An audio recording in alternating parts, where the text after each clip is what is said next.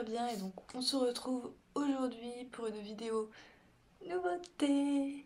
Du coup voilà, donc j'ai 4 nouveautés qui viennent du mois de janvier et 2 qui viennent du mois de février, c'est tout simplement les nouveautés shonen de ces 2 premiers mois de l'année 2018.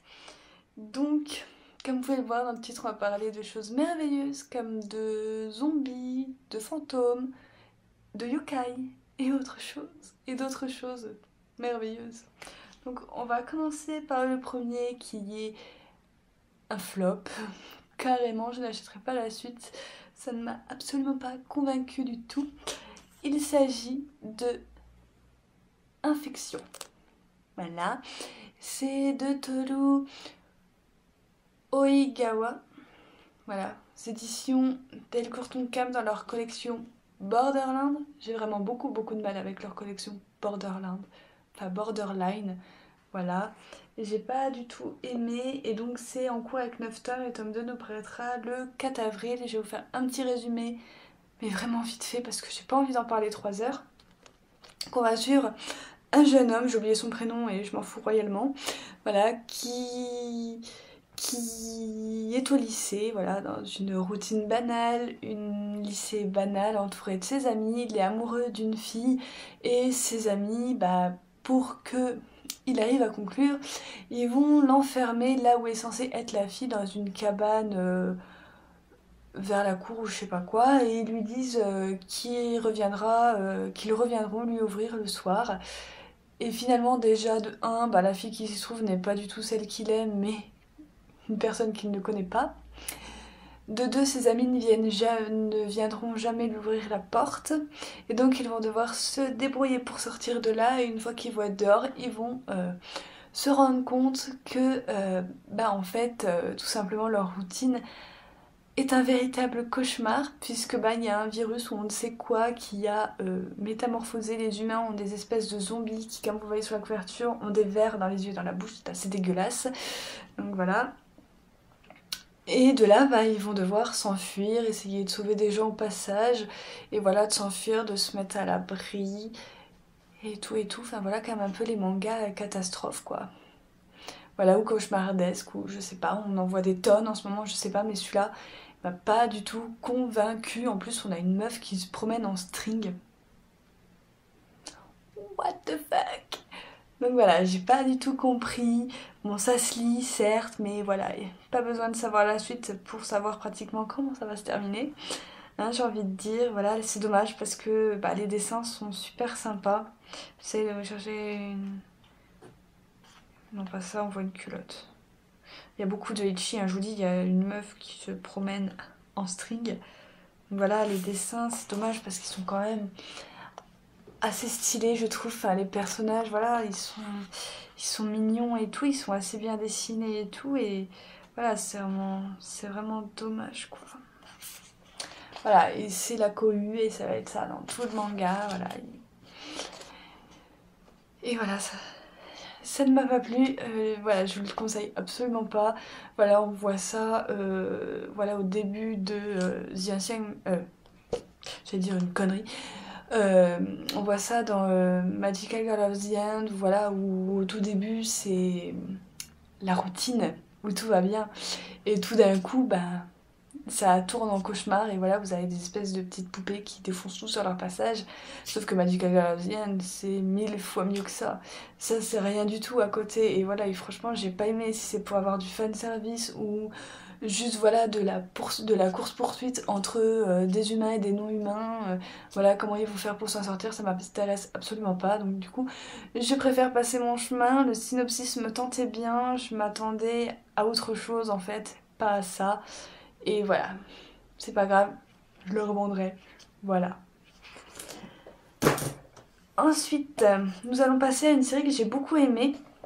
Donc c'est le tome 1 de Riley et Louis, donc de Nana Natsunishi, voilà, aux éditions Kana. Donc ça va être une série assez courte puisqu'elle fera que 3 tomes. Et nous aurons le tome 2 le 6 avril. Donc de quoi va nous parler cette histoire? Ça va nous parler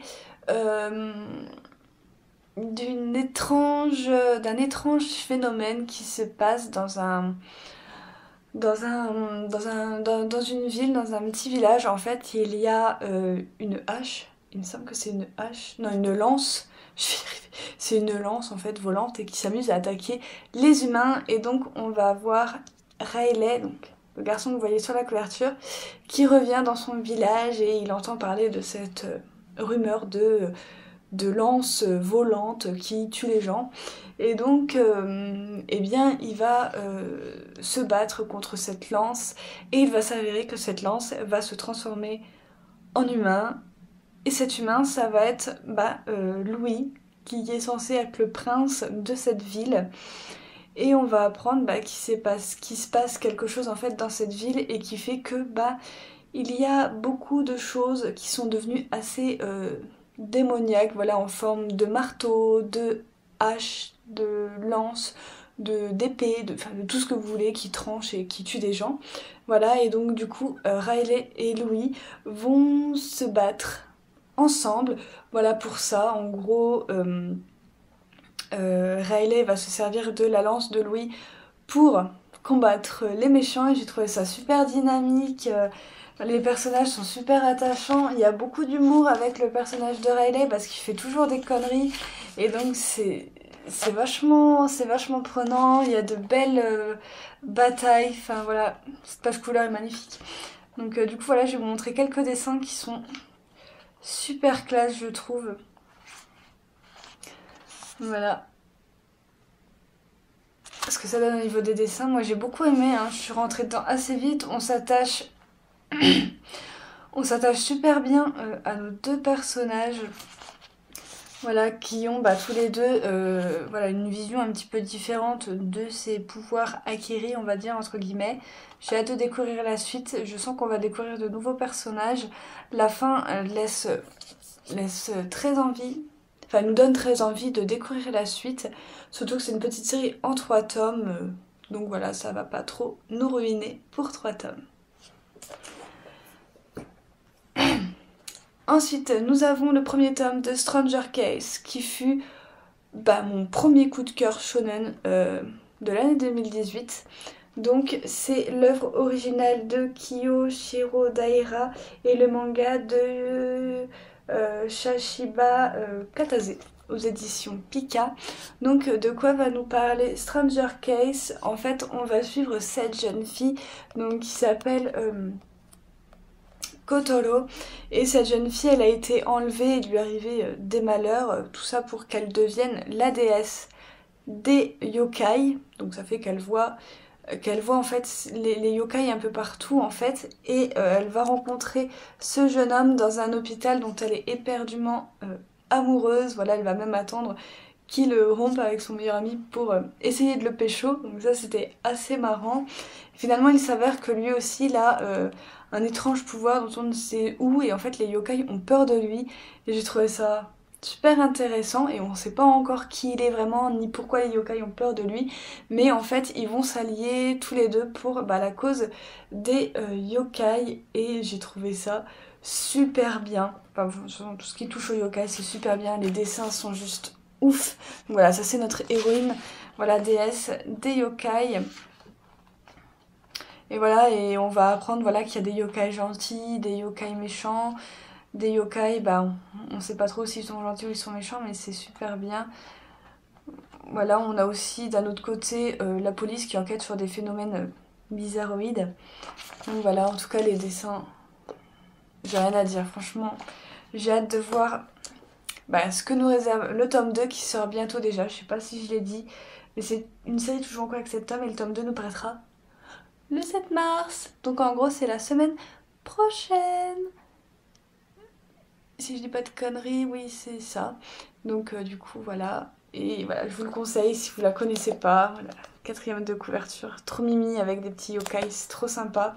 Donc voilà, j'ai beaucoup aimé, c'était un petit coup de cœur qui risque fort de se transformer en gros coup de cœur si on a pas mal de révélations dans le tome 2, s'il se passe pas mal de choses. Voilà, j'attends de voir. Ce tome 1 a été un tome d'introduction où c'est voilà, on nous montre un petit peu ce que sont les personnages dans l'univers dans lequel ils évoluent, et j'ai trouvé ça super sympathique et j'attends vraiment la suite. Ensuite, pour le dernier shonen du mois de janvier que je m'étais procuré, il s'agit de I love you so I kill you. Voilà, en gros je t'aime, je te tue. Voilà, donc le scénario de Majuro Kaname et le dessin de Sakakibara. Voilà, aux éditions Soleil, je m'attendais, en ayant lu Infection juste avant, je ne m'attendais à pas accrocher spécialement. Et finalement, j'ai bien aimé. J'ai bien aimé, donc on va rencontrer ce jeune garçon qui s'appelle Taku et qui est amoureux de son ami d'enfance qui n'a pas arrêté de lui lancer des pics dans la tête depuis qu'il est plus jeune, enfin voilà, à le rabaisser alors qu'ils sont censés être meilleurs amis. Ça m'a légèrement fait quelque chose quand j'ai lu ce tome là. Je fais mais attends, ils sont meilleurs amis depuis qu'ils sont petits, la meuf elle lui envoie ça dans la tête, waouh. Voilà, c'est pas ça qui choque le plus dans ce manga là, mais ça choque quand même. Et en fait, en rentrant chez lui le soir, Taku va vouloir venir en aide à une jeune fille qui est en train de se faire complètement violer, on va dire ça comme ça. Voilà, elle est en train de se faire maltraiter, engueuler, violer, tout ce que vous voulez dans la rue. Et voilà, Taku il va vouloir l'aider, hein, voilà, clairement, parce qu'il peut pas rester là et ne rien faire. Il aurait dû, mais il a pas pu. Et finalement, quand le gars il va se retourner, on va se rendre compte qu'il est un petit peu complètement malade. Voilà, il est cinglé et il lui a dit, je crois, ne t'approche pas de moi sinon tu vas l'attraper. Le lendemain, il va aller dire bonjour à Mika, donc c'est sa meilleure amie. Il va aller dire bonjour à Mika et il va avoir une vision où c'est qu'il lui plante son parapluie dans le cou. Voilà, en gros, la rencontre entre ces deux mecs la veille, ça a fait comme un virus en fait. Genre le gars il était malade mentaux, et il l'a refilé à Taku qui lui maintenant a des visions meurtrières envers celle qu'il aime. Voilà, c'est ça le truc. Maintenant reste à savoir s'il va la buter ou pas. Mais en fait, il arrive à réfréner cette envie de meurtre. En fait, son amour est pour l'instant plus fort que son envie de meurtre. Et j'ai trouvé ça pas mal. Voilà, pour un tome 1 où c'est qui se passe, voilà, pas mal. Pas mal de choses, il y a voilà, pas mal de violence. Voilà, on se rend compte que finalement il est pas tout seul à être taré. Alors je vous dis, je ne sais même pas comment ça va continuer voilà, dans les tomes 2, 3, 4 à venir. Parce que la fin du tome 1 donne envie de lire le tome 2, mais on ne sait pas du tout qu'est-ce qui va se passer dans le tome 2. On ne sait pas si la fin du tome 1 c'est une vision ou si c'est la réalité. Et ça c'est super top de la part de l'auteur parce que ça nous laisse quand même pas mal de suspense. Voilà, notre héros va même vouloir essayer de se suicider dans ce premier tome parce que voilà, il est complètement cinglé, hein, il est complètement taré. Je veux dire, quand on aime quelqu'un, logiquement, on n'a pas trop envie de la tuer. Donc voilà, et j'aime beaucoup parce que du coup, il y a beaucoup de psychologie chez Taku, hein, qui est censé normalement être un garçon super gentil, pas trop inexpressif, un petit peu dans sa bulle puisqu'il aime faire le ménage et s'occuper des plantes. Donc voilà, on ne le voyait pas du tout taré et je trouve que ça reflète un petit peu la société puisqu'il y a beaucoup de tarés sur cette planète quand même. Et je trouve que c'était vraiment pas mal foutu. J'ai hâte de voir où c'est que ça va. J'ai préféré I Love You So I Kill You à Infection clairement. Et je m'attendais à ne pas du tout accrocher à la base quand j'ai commencé à le feuilleter. Je me suis dit mais oulala, mais pourquoi j'ai acheté ça? Et en fait non, c'est super prenant et voilà, j'ai envie de savoir jusqu'où Taku il va aller, est-ce qu'il va réussir à guérir de ce virus, hein, parce que clairement sa maladie de mentale attardée, elle s'est transformée, enfin elle s'est... Voilà, il l'a attrapé comme s'il avait attrapé une grippe.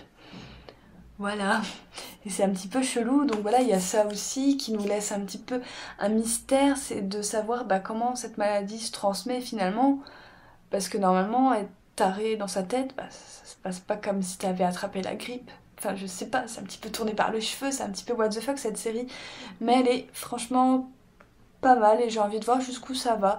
Voilà, peut-être que je m'arrêterai en cours de route, Mais voilà, c'est pas un flop non plus, c'est pas un coup de cœur ni une très très bonne lecture que j'ai eue, hein, loin de là, parce que bon, pour lire ça, faut quand même y aller, mais voilà, ça se lit, je l'ai lu en 20 minutes et je me suis dit ouais, j'ai envie de voir la suite.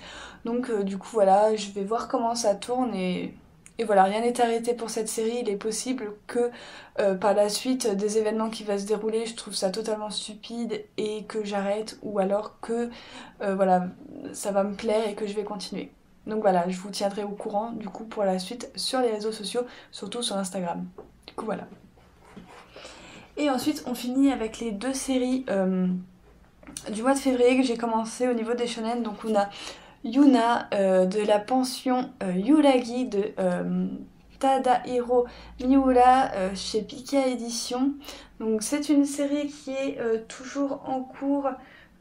Ah, je vous ai pas dit pour I Love You, Sohei Kiyu, on aura le tome 2 le 25 avril, j'ai oublié. Donc pour revenir à Yuna, c'est toujours en cours avec 9 tomes et le tome 2 nous l'aurons le 4 avril.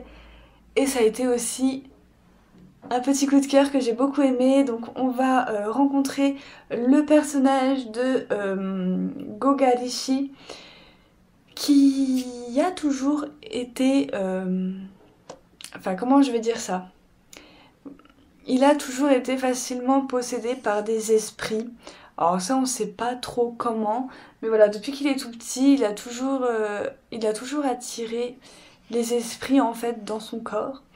Et pour s'en débarrasser, il a appris un art martial qui fait que en gros il peut se battre contre les esprits et comme ça il peut protéger son corps de ces esprits et qu'ils ne rentrent plus à l'intérieur de son corps.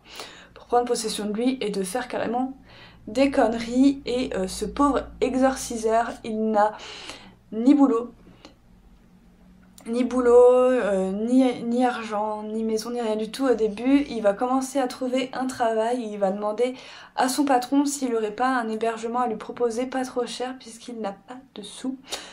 Et il va lui proposer la pension Yuragi. Et s'il veut avoir le loyer et le gîte offert, il doit chasser le fantôme qui hante la pension Yuragi. Et donc c'est cette jeune femme que vous voyez sur la couverture qui est genre trop cute. Donc voilà, et quand il va la voir, hein, puisqu'il va la voir très très vite, hein, ce fantôme, il va s'apercevoir que c'est une jeune fille qui est toute gentille et qui n'est pas un méchant esprit du tout, ni un méchant fantôme, elle est juste gentille. Et il se dit que ben si elle est encore là, c'est qu'elle a encore des regrets et que ben voilà. Donc son but en fait pour la chasser entre guillemets, qu'elle retrouve l'au-delà et compagnie, c'est voilà, de découvrir un petit peu qu'est-ce qu'elle aime, voilà, de lui faire découvrir des choses pour au final effacer ses regrets et qu'elle puisse s'en aller, l'esprit tranquille. Et voilà. C'est ça le but du manga, mais il n'y a pas que ça parce qu'il y a d'autres colocataires dans la pension Yuragi qui sont assez spéciales également, que je vous laisserai découvrir parce que c'est toute une bande de personnages. C'est vraiment trop mais trop marrant. Je me suis tapé des barres avec ce titre. Franchement, si vous ne le connaissez pas, je vous le recommande. Il y a un petit peu de... de ecchi par contre, hein. Ça c'était sûr. Tiens, voilà. On a notre petite Yuna qui est vraiment toute mignonne. Donc voilà, qui dès qu'elle perd un petit peu le contrôle de ses émotions, elle envoie notre héros mais valdinguer. Enfin, voilà, c'est vraiment trop marrant, j'ai beaucoup aimé. J'attends la suite avec beaucoup d'impatience. Donc voilà, dites-moi si vous l'avez lu et ce que vous en avez pensé également, parce que je crois que ça a été vraiment un gros coup de cœur finalement. Hein. Parce que j'aime beaucoup, voilà, les personnages sont tous attachants, ils ont tous une personnalité différente. Voilà, ils s'entraident, ils veulent vraiment aider Yuna. Donc voilà, c'est vraiment la lecture mignonne, la lecture détente, la lecture un petit peu barge à lire, parce qu'elle est vraiment très drôle. Donc pour le coup, je vous la recommande. Et ensuite, pour finir cette vidéo, nous avons le premier tome de Black Torch de Tsuyoshi Takaki aux éditions Kiun. Ça c'était une série à la base que je comptais pas du tout prendre jusqu'à ce que eh bien, que je lise l'extrait gratuit. Et j'avais bien aimé et je voulais en savoir plus. Et finalement bah, j'aime beaucoup. J'aime beaucoup cette série, j'ai beaucoup aimé le premier tome, hein. C'est un tome d'introduction par contre. Je vous montre ce que ça donne au niveau de la page couleur.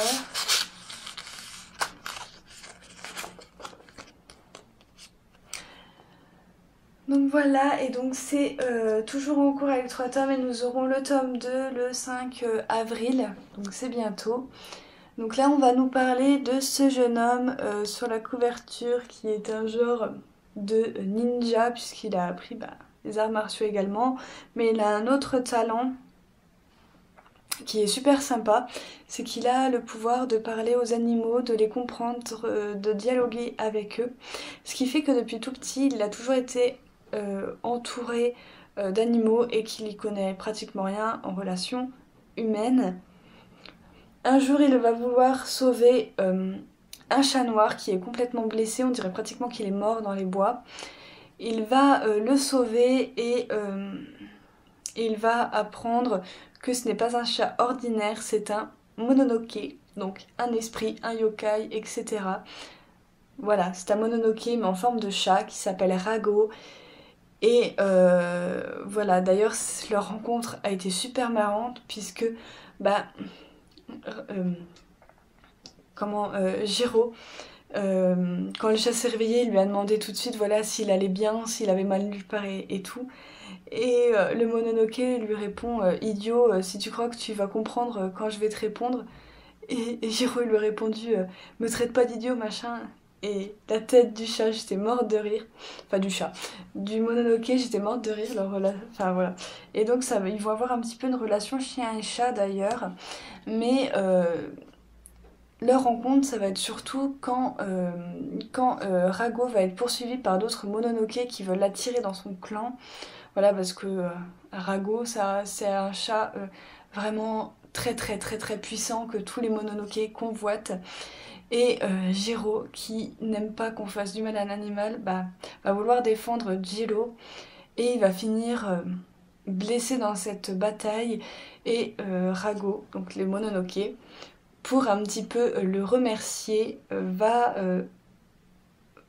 fendre son âme dans son corps, donc c'est-à-dire que Jiro et Rago ne vont faire plus qu'un. Donc voilà, ça veut dire que Jiro va devenir super puissant et on se fait repérer par une organisation, voilà, voilà, par une organisation d'exorcistes qui va vouloir les prendre sur leur aile. Et voilà, il y a une relation d'ailleurs chien et chat avec ces deux personnages-là, donc voilà, que j'adore. Voilà, on s'attache beaucoup à la fille de par ce qu'on sait de son passé, elle n'a pas eu un passé si simple. Voilà, elle déteste par-dessus tout les Mononoke et c'est super d'avoir deux points de vue. Donc du coup voilà, j'ai hâte de savoir la suite parce que voilà, on risque d'avoir d'un côté les exorcistes et de l'autre côté les Mononoke qui eux voilà, veulent récupérer Jiro et Rago et les exorcistes qui veulent également Rago et Jiro sûrement pour s'en servir pour quelque chose qu'on ne sait pas encore. Mais voilà, ça promet voilà, beaucoup d'intrigues, beaucoup de combats. J'aime beaucoup les dessins, donc voilà, j'ai envie de continuer cette série pour voir jusqu'où c'est qu'elle va. Elle était assez sympa, voilà, c'est dynamique, c'est sans prise de tête, c'est drôle. Voilà, il y a des relations chien et chat. Voilà, le Mononoke est juste tout mignon, j'essaie de vous le trouver, mais je ne le trouve pas. Peut-être qu'il faut que j'aille plus au début. Le voilà. Le voilà. Il est trop badass, je trouve, pour un petit chat. Donc non, du coup voilà, vraiment une petite série que je vous recommande si ce n'est déjà pas fait puisque Kiun a matraqué de pub ce titre. C'est peut-être pour ça que si j'avais pas lu l'extrait, franchement je serais passée complètement à côté. Mais voilà, il y a eu l'extrait et donc voilà, je l'ai pris et ça m'a vraiment plu. Donc voilà, j'attends de voir la suite. Voilà, sur ce, j'espère que ma petite vidéo sur les nouveautés du mois de janvier et février vous ont plu. N'hésitez pas à me dire si vous avez également acheté et lu certains shonen que je vous ai présentés dans cette vidéo. Et moi je vous retrouve très bientôt pour une prochaine vidéo. Bye!